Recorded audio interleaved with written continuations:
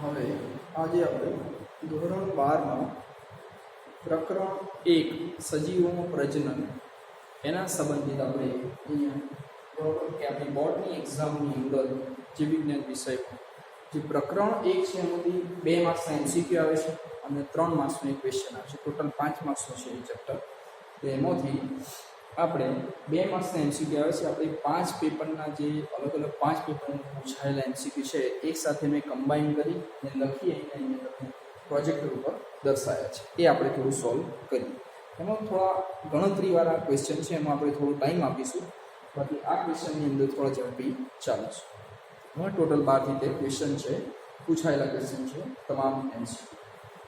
સૌપ્રથમ છે લિંગી પ્રજનન દ્વારા નિર્માણ પામતી સંતતિ માટે ક્લોન શબ્દનો ઉપયોગ કરી શકાય નહીં, કારણ કે 4 ઓપ્શન છે. બરાબર?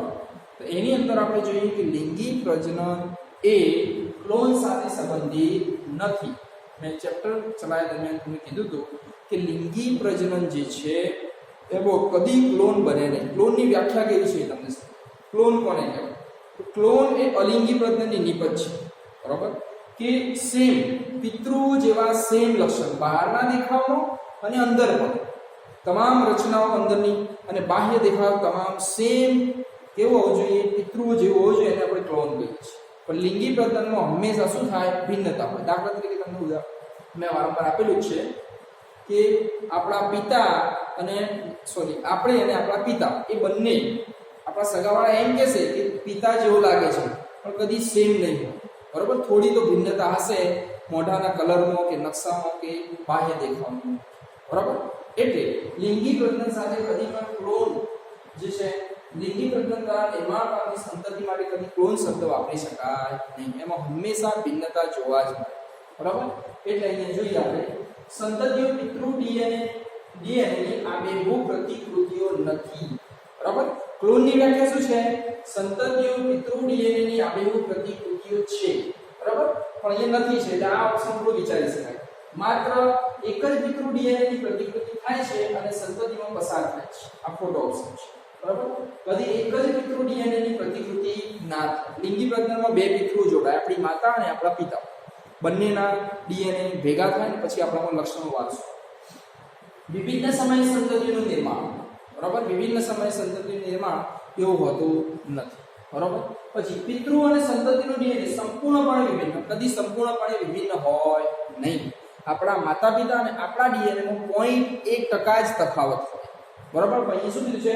સંપૂર્ણપણે એટલે 100% તફાવત કીધું છે. બરાબર?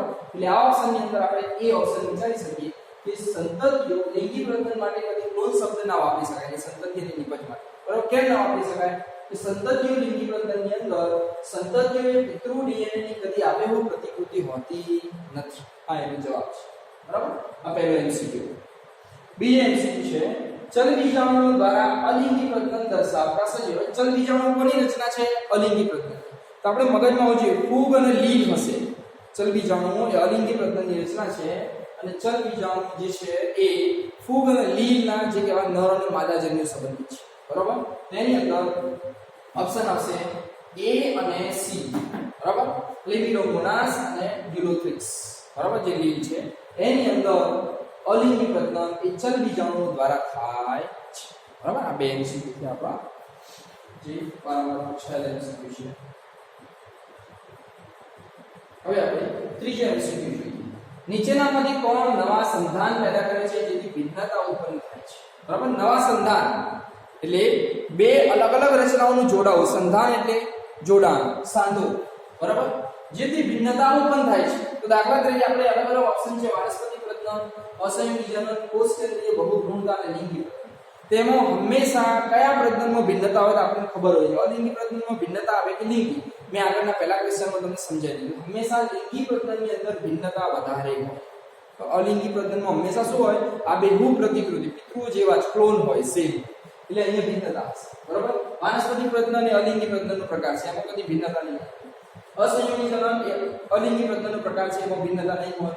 અને કોષકેન્દ્રીય બહુભ્રૂણતા એમાં ભિન્નતા હશે પણ એમાં બહુભ્રૂણતા એટલે કે એક ભ્રૂણ એ વારંવાર વિભાજન પામી ઘણા ભ્રૂણ બનાવે, બહુભ્રૂણતા કહેવાય. એટલે આ 3 ઓપ્શન એના સંબંધિત નથી. લિંગી પ્રજનનમાં હંમેશા નવા સંતાન એટલે કે નરજન્યુ અને માદાજન્યુ જોડાશે અને જોડાણ અને સંતાન કહેવાય અને ભિન્નતા પેદા કરશે એટલે ઓપ્શન કયો આવશે લિંગી પ્રજનન બરાબર હવે એના પછી છે ચોથો ક્વેશ્ચન સપુષ્પી વનસ્પતિઓમાં નીચેનામાંથી કઈ એક પશ્ચફલનીય ઘટના તો આપણે પહેલા પાઠની અંદર આ જ પાઠની અંદર ભણ્યા છે કે ત્રણ ઘટનાઓ થાય પહેલા પૂર્વ ફલન ઘટના થાય પછી ફલન થાય અને પશ્ચ આ ત્રણ ભાગ છે કોના લિંગી પ્રજનનના સપુષ્પી વનસ્પતિ બરાબર ઉચ્ચ કક્ષાની વનસ્પતિઓ છે તે લિંગી પ્રજનનને અનુસરે છે આપણે ભણેલા છીએ કઈ એક પશ્ચફલન તો પશ્ચફલનની અંદર જો પરાગરજનું સ્થાનાંતરણ ક્યારે થાય પૂર્વ ફલનમાં થાય બરાબર કે પરાગરજ એક જગ્યાએથી બીજા પુષ્પના પરાગાસન ઉપર જાય બરાબર પશ્ચફલન એટલે કે જ્યાં સંપૂર્ણ સજીવ બની જાય એનો ભ્રૂણ બની જાય એનું યુગ્મન બની જાય એ ઘટના બરાબર પછી કીધું છે પુષ્પનું નિર્માણ બરાબર પુષ્પનું નિર્માણ એટલે કે અંતિમ ઘટના છે બરાબર પશ્ચફલન બાદ અને પરાગરજનું નિર્માણ બરાબર એ પણ અંતિમ ઘટના છે એટલે કે આપણે અહીંયા પશ્ચફલનની ઘટનાઓની અંદર ભ્રૂણ વિકાસ આવે છે બરાબર એટલે ફલિતાંડ જે બની જાય ફલનની અંદર એના પછી ભ્રૂણનું બનવું ફલિતાંડ વારંવાર વિભાજન પામી અને જે કોષોનો જથ્થો બનાવે છે એને આપણે ભ્રૂણ કહીએ છીએ આ ભ્રૂણ વિકાસનો સમાવેશ શામાં થાય છે તો પશ્ચફલનની ઘટનામાં થાય છે બરાબર હા આપણને એમ કીધું હોય કે પૂર્વ ફલનની ઘટના તો પરાગરજનું નિર્માણ પરાગરજનું પેદા થવું એ પૂર્વ ફલનની ઘટના છે પૂર્વ ફલન એટલે કે ફલન પહેલાનો તબક્કો કે ફલન થવા માટે જે રચનાઓની જે કાચા મટીરીયલની જરૂર છે એને પૂર્વ ફલન ઘટના બરાબર હવે એના પછીનો પ્રશ્ન છે 5મો જીવનકાળ દરમિયાન માત્ર કેટલી વાર એક જ વાર સંતતિને ઉત્પન્ન કરતા સજીવો કહે બરાબર નીચેના 4 ઓપ્શન આપે છે એમાંથી આપણે બુકની અંદર આપેલું છે વાંસ જે છે એક જ વાર જીવનકાળ દરમિયાન સંતતિ પેદા કરે બરાબર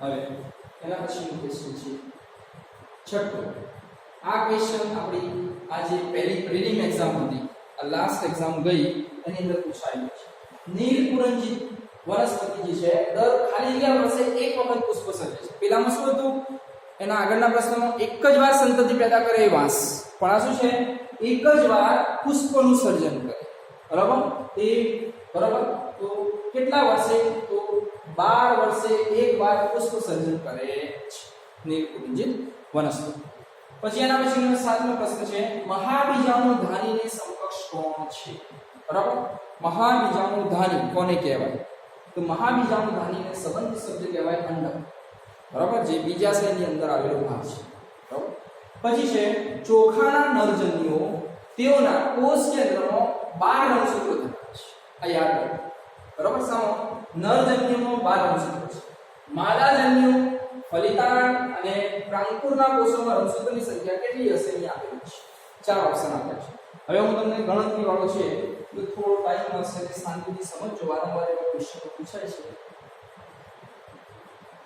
બરાબર ક્વેશ્ચન આપણે થોડું ઊંડાણમાં સમજીએ કે શું કહેવા માંગે છે તો ચોખાના નરજન્યુ હંમેશા લિંગી કોષ હોય કેવો હોય એકકીય n હોય તો એની અંદર કેટલા છે એનો 12 અંશ બરાબર એટલે આ યાદ રાખજો જો અહીંયા લખેલું છે મેં કે વનસ્પતિની અંદર અલગ અલગ કોષોની અંદર બરાબર એ એકકીય હોય કે દ્વિકીય હોય એ મેં તમને ચોપડામાં લખાયેલું છે અને અહીંયા પણ લખેલું છે એટલે આ હું તમને વિડીયો મોકલું તેમાં આ જોઈને લખી દેજો આગળ પણ મેં લખાયેલું છે છતાં મેં રિપીટ કર્યું છે બરાબર પણ અહીંયા આપણે થોડું ધ્યાન રાખજો કે નરજન્યુ કીધું છે નરજન્યુ કેવો હોય એકકીય અને એમાં કેટલા છે n એટલે 12 અંશો છે ધ્યાન રાખજો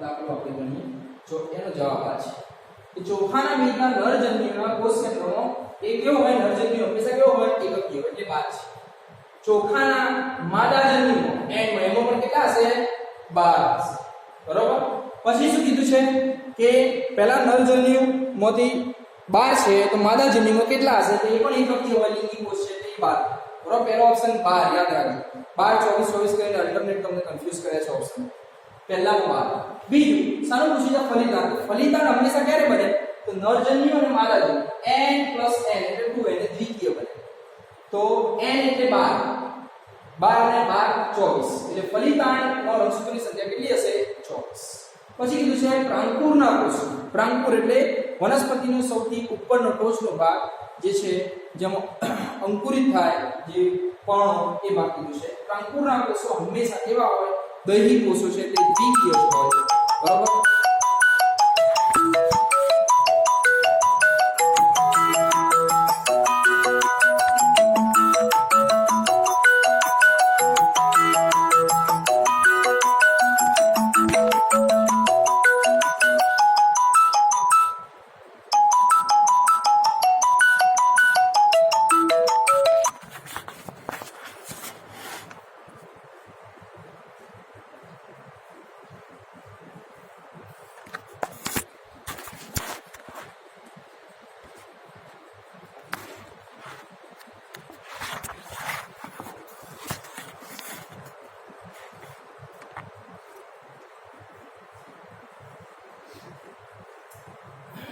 પ્રાંકુરના કોષો છે એટલે હંમેશા દ્વિકીય જ હોય. એટલે સિક્વન્સમાં યાદ રાખજો કે ચોખાના છોડની અંદર એના નરજન્યુના કોષની અંદરનો રંગસૂત્રોની સંખ્યા 12. એટલે બે પોતે n છે એટલે 12.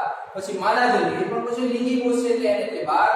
પછી ફલિતાંડ એટલે દ્વિકીય છે એટલે 24. એટલે 12, 24 અને 24 એ વાળો ઓપ્શન આવશે. પણ હંમેશા યાદ રાખવાનું પ્રશ્નની અંદર અનુક્રમ એ નોંધ લખી છે. ક્રમ પ્રમાણે જવાબ શોધીને લખો.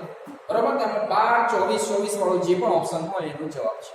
બરાબર. એટલે આ રીતે ગણતરી વાળા ક્વેશ્ચન આવે છે એટલે થોડું ધ્યાન રાખવું. બરાબર. ગણતરી વાળો છે એટલે આપણે થોડું ટાઈમ લીધો, હવે થોડું સ્પીડ. બરાબર. આ આગળનો ક્વેશ્ચન છે, ખાલી થોડો ફેરવીને પૂછેલું છે કે પુષ્પ સર્જન માટે નીલકુંજિત વનસ્પતિની ખાસિયત કઈ? બરાબર. તો આપણે આગળ જોઈ ગયા નીલકુંજિત વનસ્પતિ 12 વર્ષે પુષ્પોદ્ભવ અથવા પુષ્પ સર્જન કરે એટલે ખાલી શબ્દ બદલ્યો છે પુષ્પોદ્ભવ. બરાબર. પુષ્પ સર્જન એ પુષ્પોદ્ભવ છે. પછી કેળમાં વાનસ્પતિક પ્રજનન શેના દ્વારા થાય છે? તો અલગ અલગ રચનાઓ આપણે ભણેલા છીએ. તો કેળની અંદર જે કઈ વાનસ્પતિક પ્રસર્જન જે કહેવાય એ પ્રકલિકા દ્વારા થાય છે. બરાબર. આપણને ખબર છે.